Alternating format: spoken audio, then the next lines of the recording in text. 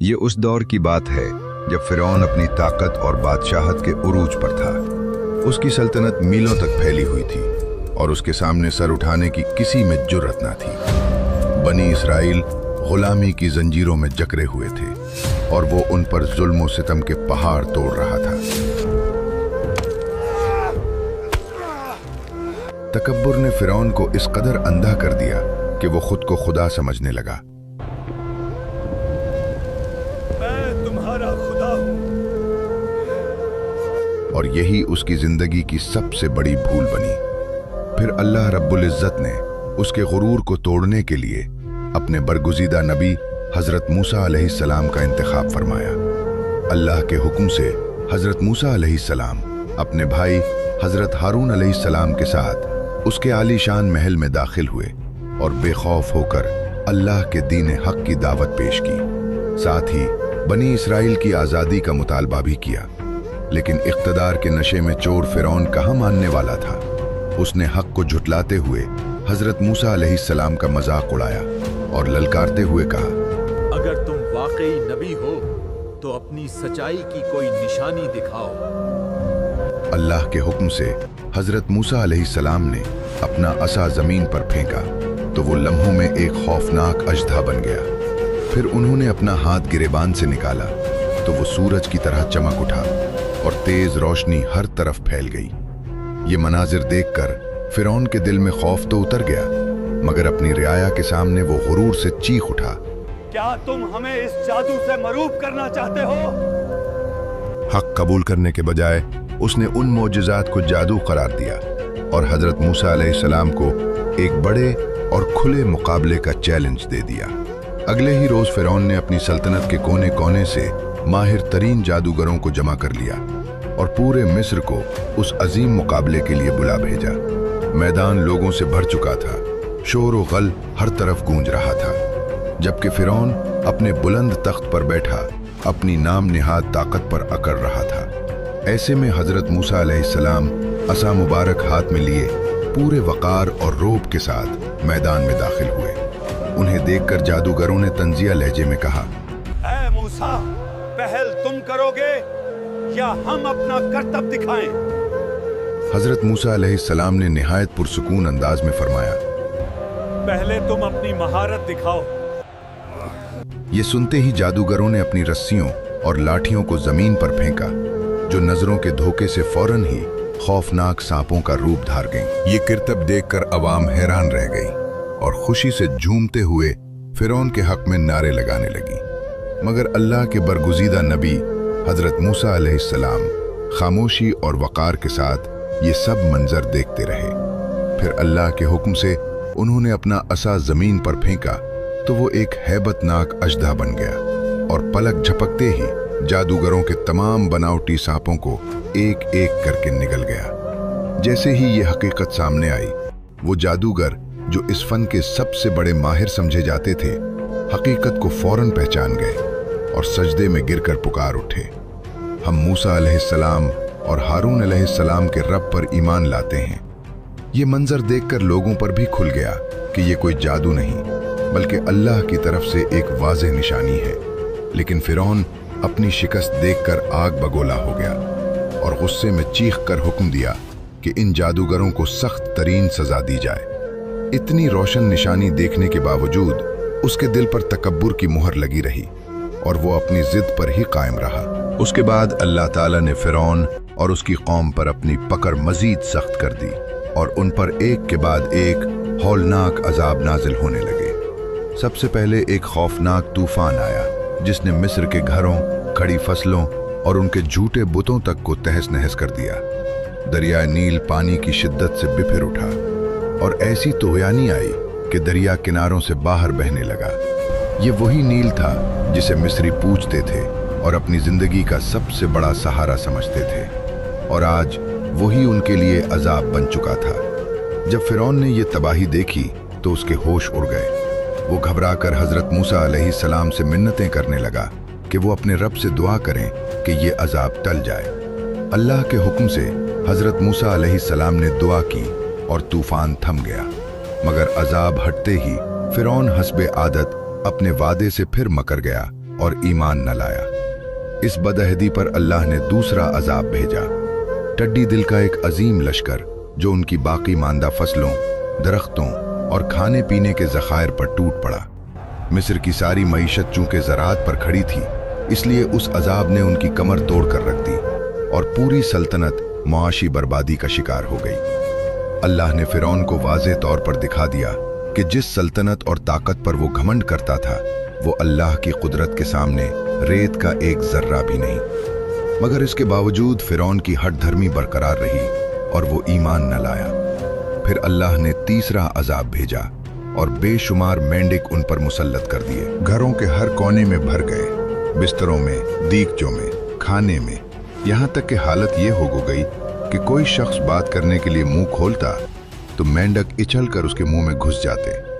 ये एक निहायत अजियतनाक और घिनौना अजाब था। ये मंजर देखकर फिरौन एक बार फिर खौफजदा हो गया और हजरत मूसा अलैहिस्सलाम से गिड़गिड़ाते हुए वादा करने लगा कि अगर आप अपने रब से दुआ करें और ये मुसीबत टल जाए तो हम जरूर ईमान ले आएंगे। हजरत मूसा अलैहिस्सलाम ने रहम खाकर दुआ की और अजाब खत्म हो गया। लेकिन जैसे ही तकलीफ दूर हुई, फिरौन हस्ब आदत अपने वादे से फिर मकर गया और ईमान लाने से साफ इनकार कर दिया। इस सरकशी के बाद अल्लाह ने चौथा अजाब नाजिल फरमाया और देखते ही देखते दरियाए नील का पानी खून में तब्दील हो गया। वही दरिया जिसका पानी पीना, इस्तेमाल करना और उस पर जिंदगी गुजारना मिस्र वालों की मजबूरी थी, अब उनके लिए नाकाबिले बर्दाश्त अजाब बन चुका था। अब वो पानी की एक एक बूंद को तरस गए। जिस दरिया की वो पूजा करते थे, वही उनके लिए वबाले जान बन चुका था। मगर अल्लाह की कुदरत का करिश्मा देखिए कि बनी इसराइल के लिए वही पानी साफ, शफाफ और बिल्कुल महफूज रहा, जैसे बाकी तमाम अजाबों से वो महफूज रहे थे। फिर अल्लाह ने पांचवां अजाब नाजिल फरमाया और शदीद कहत साली ने पूरे मिस्र को अपनी लपेट में ले लिया। कई साल तक बारिश ना हुई, फसलें सूख गईं, जमीन बंजर हो गई और हर तरफ भूख, मायूसी और हाहाकार मच गई। लेकिन तौबा करने के बजाय उन जालिमों ने उल्टा हजरत मूसा अलैहिस्सलाम को ही उन मुसीबतों का जिम्मेदार ठहराना शुरू कर दिया। उसके बाद अल्लाह ने एक और अजाब भेजा कहत के दिनों के लिए। जो थोड़ा बहुत गल्ला उन्होंने जखीरा किया था, अल्लाह ने उसमें जुएं और कीड़े पैदा कर दिए। उन कीड़ों ने अनाज, गोदामों और जखायर को उस बुरी तरह खा डाला कि एक दाना तक बाकी न छोड़ा। खुराक खत्म होने लगी तो जानवर भी भूख से मरने लगे। लेकिन उसके बावजूद फिरौन और उसके पैरोकारों की आंखें न खुली और वो अपनी जिद और अंधी तकलीद पर कायम रहे। जब हुज्जत पूरी हो गई तो अल्लाह ताला ने हजरत मूसा अलैहिस्सलाम को हुक्म दिया कि मेरे बंदों को लेकर रातों रात यहाँ से निकल जाओ, क्योंकि फिरौन और उसका लश्कर जरूर तुम्हारा पीछा करेगा। चुनाचे हजरत मूसा अलैहिस्सलाम ने बनी इसराइल को जमा किया तो उन्हें हजरत यूसुफ अलैहिस्सलाम की वो वसीयत याद आ गई कि जब तुम मिस्र से निकलो तो मेरी मैयत भी अपने साथ ले जाना। हजरत मूसा अलैहिस्सलाम ने इरादा किया कि मैं उनके जसद मुबारक को लिए बगैर हरगिज रवाना नहीं होऊंगा। मगर सदियों गुजर जाने के बायस किसी को मालूम ही नहीं था कि आप अलैहिस्सलाम कहाँ मदफून हैं। तब किसी ने बताया कि बनी इसराइल में एक निहायत बूढ़ी औरत है जो उस राज से वाकिफ है। हजरत मूसा अलैहिस्सलाम फौरन उस ज़ईफ औरत के पास पहुंचे और कब्र का पता पूछा तो उसने एक अजीब व गरीब शर्त रख दी। उसने कहा, मैं कब्र उसी वक्त बताऊंगी जब मुझे जन्नत में आपकी रफाकत मिलेगी। ये सुनकर हजरत मूसा अलैहिस्सलाम लम्हा भर के लिए हैरान रह गए और अभी वो सोच ही रहे थे कि उसी लम्हे अल्लाह की तरफ से वही नाजिल हुई कि उस औरत की शर्त कबूल कर ली जाए। चुनाचे वो खातून हजरत मूसा अलैहिस्सलाम को एक कदीम कुएं के पास ले गई और बताया कि हजरत यूसुफ अलैहिस्सलाम का ताबूत यही दफन है। बनी इसराइल ने मिलकर कुएं का तमाम पानी निकाला और जब तह तक पहुंचे तो वहां से ताबूत मुबारक बरामद हुआ। यूं उस अजीम अमानत को अपने साथ लेकर वो मिस्र से रवाना हो गए। जब ये खबर फिरौन तक पहुंची कि हजरत मूसा अलैहिस्सलाम बनी इसराइल को लेकर निकल चुके हैं तो वो गुस्से से बिफिर गया। उसने फौरन एक अजीम लश्कर तैयार किया और पूरी कुव्वत के साथ उनके ताक़ुब में रवाना हो गया। इधर हजरत मूसा अलैहिस्सलाम अपनी कौम को लेकर आगे बढ़ रहे थे कि अचानक उनके सामने ठाठे मारता हुआ समंदर आ गया।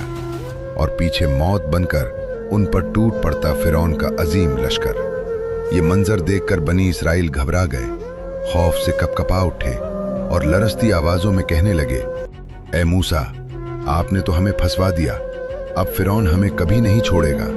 लेकिन हजरत मूसा अलैहिस्सलाम का अल्लाह पर यकीन पहाड़ की तरह मजबूत और गैर मुतजलजिल था। उन्होंने फरमाया, हरगिज नहीं, मेरा रब मेरे साथ है, वो जरूर कोई रास्ता निकालेगा। इसी लम्हे अल्लाह ने हजरत मूसा अलैहिस्सलाम को हुक्म दिया कि अपना असा समंदर पर मारे। जैसे ही उन्होंने असा मारा, कुदरत का अजीम मोजज़ा जाहिर हुआ। समंदर फटकर 2 हिस्सों में बट गया और पानी दीवारों की तरह सीधा खड़ा हो गया। बनी इसराइल ये मंजर देखकर हैरान रह गए और फौरन उस खुश्क रास्ते से गुजरने लगे। इधर फिरौन ने भी गुरूर में आकर अपनी फौज को समंदर में दाखिल होने का हुक्म दे दिया। उसे ज़म था कि वो भी पार हो जाएगा, लेकिन जैसे ही बनी इसराइल का आखिरी शख्स दूसरी तरफ पहुंचा, समंदर दोबारा अपनी असल हालत में आने लगा।